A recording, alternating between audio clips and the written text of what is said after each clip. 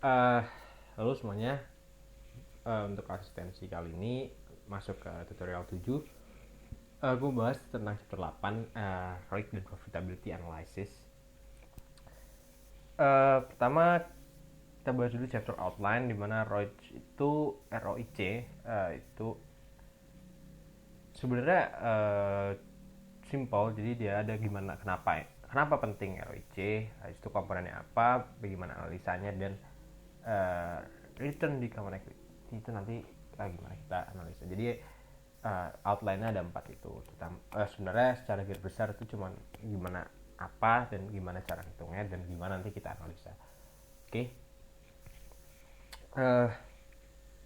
Pertama, importance ROIC. Jadi sebenarnya selama ini kan kita bahas bahwa performance dari perusahaan itu bisa dilihat dari revenue, dari net income, dari sales dan segala macam. Tapi kenapa kita butuh ROIC? Karena revenue, net income dan sales itu hanya mencerminkan angka yang kurang komprehensif. Jadi intinya kita mau lihat profitabilitas adalah kita mau lihat berapa uang yang kita keluarkan dan berapa yang kita dapatkan sebenarnya itu. Sementara yang revenue, net income dan sales hanya melihat tentang berapa uang yang kita dapat doang. Jadi tidak cukup komprehensif. Kita butuh namanya joint analysis, makanya namanya ROIC atau return on invested capital. Diukur ROIC itu untuk mengukur apa? Untuk mengukur managerial effectiveness, profitability, dan sisi planning. Nanti gimana untuk planning ke depan. Jadi kita evaluasi effectiveness gimana, profitabilitasnya gimana, dan untuk planning ke depan dan control tentunya. Oke, jadi itu importance dari return on invested capital. Komponennya apa? Sebenarnya ROIC itu mudah, simple. Basic teorinya adalah dia income per invested capital. Cuman yang jadi masalah, apa itu income? Income yang seperti apa? Measures income yang kita pakai, dan invested capital itu apa, dan measuresnya apa yang kita pakai. Dan ini kemudian kita punya dua measures utama, yaitu NOA dan Common Equity Capital atau RNOA. Sini sebenarnya return on net operating asset dan return on Common Equity Capital. Terus sini RNOA dan ROIC.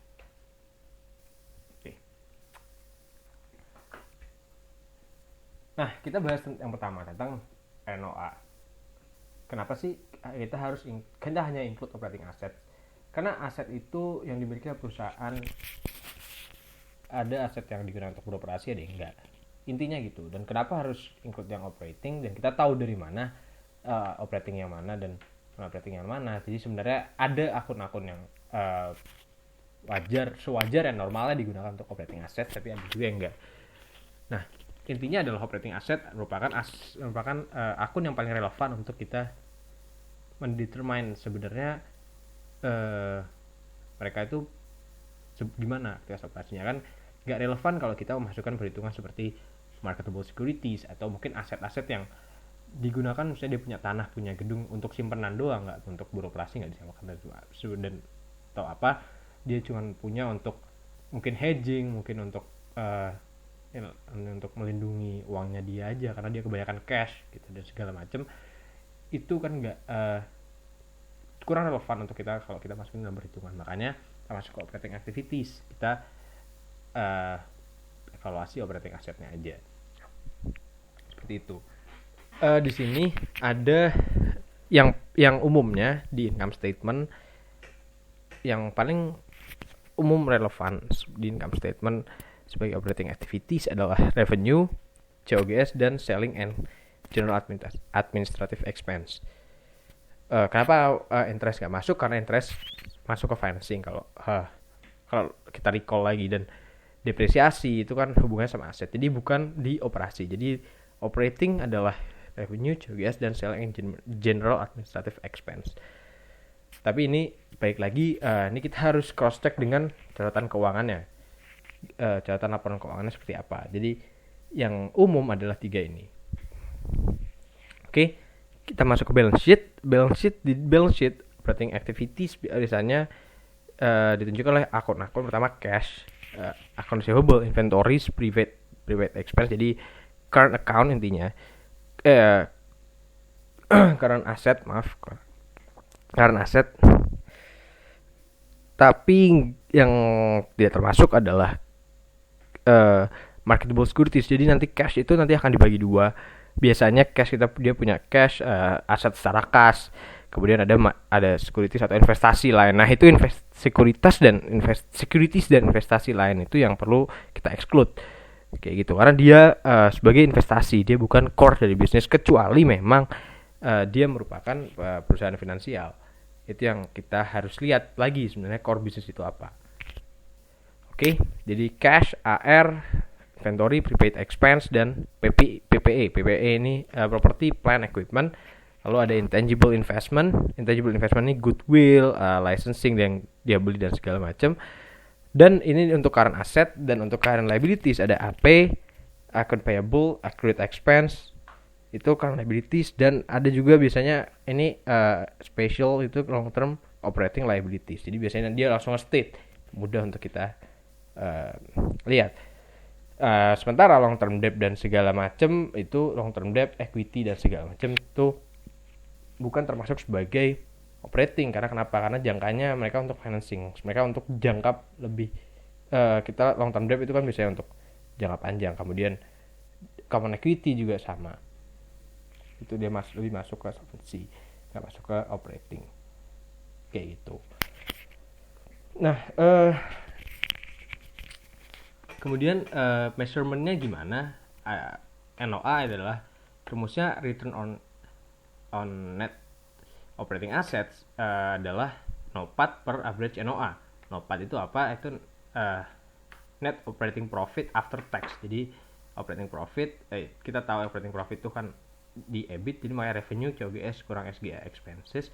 Tapi bukan di EBIT, berbeda karena di EBIT itu udah ada depresiasi, kita harus keluarkan depresiasi. Jadi kita mulai dari revenue dikurang COGS, kurang selling and general administrative expense, dikurang tax, jadi after tax dia.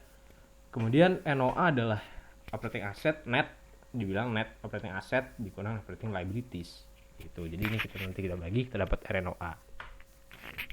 Oke. Ini list dari operating asset, mungkin bisa dimudahkan. Ini ada intinya adalah total asset. Operating asset sama dengan total asset dikurang financial asset, itu marketable securities. Operating liabilities adalah total liabilities dikurang interest bearing debt. Intinya kalau ada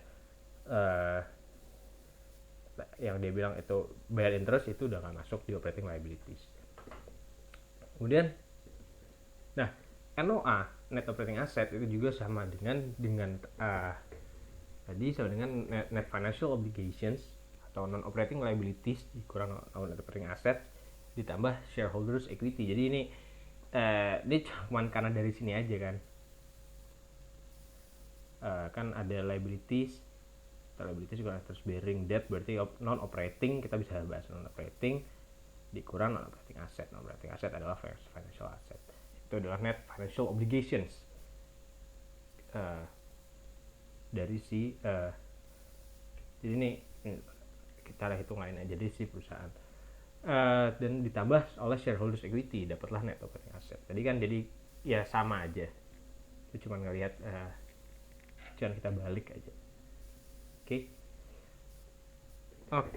Sekarang kita bahas tentang common equity capital.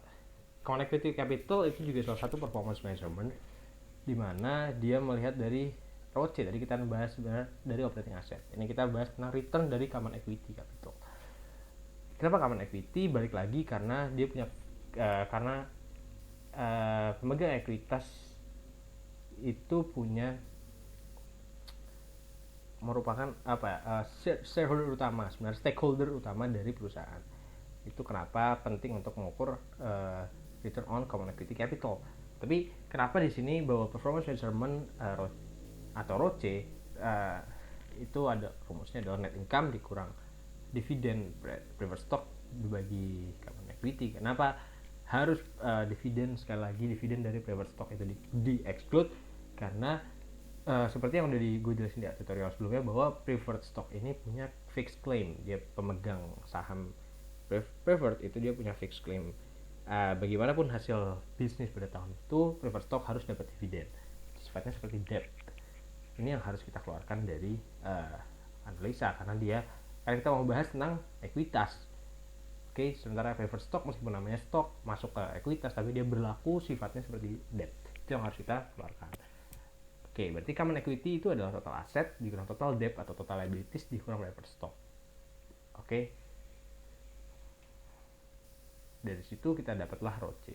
The net income dikurang dividen preferred stock per average common equity. Dapatlah kita ROCE. Oke. Nah, kemudian kita bahas tentang disaggregating RNOA. Jadi, kita bahas apa sih komponen-komponen RNOA. Oke, jadi pertama adalah RNOA. Kita tahu bahwa dia adalah NOPAT per average NOA. Kalau kita kali sales per sales, jadilah NOPAT dikali per sales dikali sales per average NOA. Artinya NOPAT per sales sama dengan net operating profit margin, ya kan?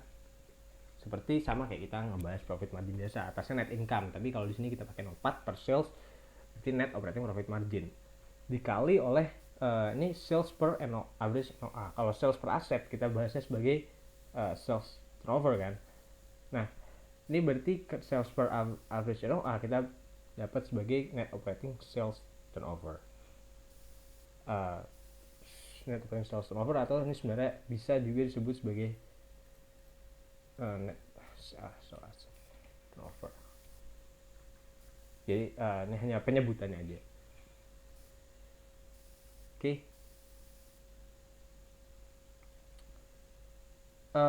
Kemudian kita jadi RNOA tadi ada dua komponen, ada operating profit margin dan net operating profit margin dan net operating asset turnover. Kemudian gimana kalau setelahnya ada efek lagi dari yang mempengaruhi RNOA, yaitu effect of operating leverage. Nah, net operating asset itu dikurangi oleh peningkatan operating liabilities, sehingga meningkatkan ketika net operating assetnya turun, maka akan meningkatkan net operating asset turnover. Jadi ketika ini turun, berarti kan ininya naik kan, jadi nilai net operating asset ini naik. Provided that the increase, berarti peningkatan dari operating liabilities itu nggak mengafek NOPAT, berarti RNOA pun ini kan nggak ikut terpengaruh. Jadi ketika ini turun, maka rasio ini naik. Rasio ini naik secara keseluruhan akan mengafek si RNOA untuk naik kan. Nah, disinilah dimana adanya operating liability effect yang dinamakan oleh effect of operating leverage. Jadi peningkatan operating liabilities kayak gitu. Itu sama operating leverage. Effect of operating leverage di-record sebagai NOPAT per sales dikali ini dikali 1 tambah degree of leverage-nya, degree of operating leverage-nya. Oke. Selanjutnya relasi between ini kan kita udah bahas tadi untuk di profit margin sama turnover. Nah, relasinya apa sih? Di sini ada company A dan company B. Kita lihat di company A dan B, mereka punya RNOA yang sama, yaitu 1%. Tapi profil mereka berbeda, di mana company A dia punya NOPAT margin sebesar 10%. Dan company B dia punya NOPAT margin yang lebih rendah. Tapi turnover dari A itu jauh lebih kecil dibanding company B. Nah, RNOA-nya sama, artinya di sini kan kita harus sebagai kalau kita udah jadi analis, kita harus melihat sebenarnya apa yang terjadi sama company A sama company B ini, meskipun mereka dalam RNOA sebanding, tapi kasusnya berbeda, jadi butuh penanganan yang berbeda kan. Nah, di A ini kita harus melihat bahwa yang rendah adalah turnovernya. Kenapa bisa rendah turnovernya? Mungkin ada asetnya, pemanfaatan aset dia kurang bagus ya. NOA dia terlalu besar. Kemudian punya idle asset, dia intinya dia nggak efisien. untuk asetnya. Mungkin dia juga sama terpengaruh seperti tipe industri, dia masuk di industri mana, itu mungkin dia juga terpengaruh oleh di mana dia industrinya. Misalkan dia punya industri katakanlah supermarket yang menjual barang-barang premium, mungkin dia punya dapat margin yang tinggi tapi turnover mereka rendah karena balik lagi salesnya pun rendah. Seperti itu. Mungkin industrinya berbeda dengan company B, yang mungkin company B ini meskipun profit marginnya, dapat marginnya itu rendah tapi turnover tinggi. Mungkin dia discount store atau toko serba yang semua orang bisa dapat, toko grosir, dia bisa hasilkan sales dengan cepat tapi dengan harga murah kayak gitu. Mungkin juga ada pengaruh dengan credit line dia yang mungkin credit line yang rendah, credit limit yang rendah sehingga dia menghasilkan turnover AR-nya dia itu rendah, artinya NOA-nya rendah tapi sales juga nanti akan terpengaruh kan, seperti itu. Jadi ada kebijakan-kebijakan yang berpengaruh terhadap operating profit margin dan turnover. Jadi kita bisa analisa dari kedua perusahaan ini dan kira-kira penyebabnya apa. Kalau kita ditanya untuk penyebabnya seperti apa, mungkin kita bisa reflect ke rasionya lagi dan gimana ke depannya kayak gitu. Dan profit margin kayak yang di A tadi, increase turnover, mungkin turnovernya dia rendah. Kenapa turnover dia rendah? Dan di B, di profit margin rendah, mungkin dia nggak efisien, dia selling expense terlalu banyak dan sebagainya. Sama seperti kemarin kita ngebahas profitability di sesi sebelumnya tentang profitability dan rasio profitability. Mungkin itu tutorial 1 atau 2 gue udah jelasin, tapi ini fokus ke operating asset gitu aja. Oke, kita masuk ke ROCE sekarang. ROCE adalah intinya adalah return dari common equity. Oke, dan kenapa penting? Karena ini return common equity itu merupakan kepentingan utama dari shareholders perusahaan. Nah, ROCE tadi gue udah kasih rumusnya. Juga bisa dipisahkan, ROCE sama dengan adjusted profit margin dikali TATO dikali leverage. Nah, ini tadi kalau kita kali sales per sales, habis itu dikali average asset per average asset. Jadi net income per minus preferred dividends kita kali sales, berarti dia masuk sebagai dia adjusted profit margin kan, karena dia sebenarnya profit margin tapi udah di adjust pengurangan profit dividend. Terus sales per average asset berarti TATO sebenarnya asset turnover, dan average asset per average common equity ya dinamakan sebagai degree of leverage kayak gitu. Oke. Nah, ini definisinya bahwa leverage itu adalah financial average FO per equity. Tadi ini juga sama, NFO berarti net financial obligations adalah interest bearing liabilities dikurang marketable securities dan other non operating asset, atau NOA dikurang equity. Spread merupakan RNOA minus NFR. NFR adalah net financial rate atau NFA net financial expense dibagi average NFO net financial obligations. Nah, NFA net financial expense adalah interest expense dikurangi investment return dari non operating asset. Jadi sebenarnya itu kalau kita mau melihat ROCE itu sebenarnya dipengaruhi oleh apa aja? Adalah adjusted tadi profit margin, TATO, dan leverage-nya. Definisi demikian. Oke, jadi itu aja untuk materi dari tutorial 7. Nanti gue akan masuk ke soal untuk penghitungan gimana kita kalau kita ketemu case untuk menghitung NOA, NOPAT, dan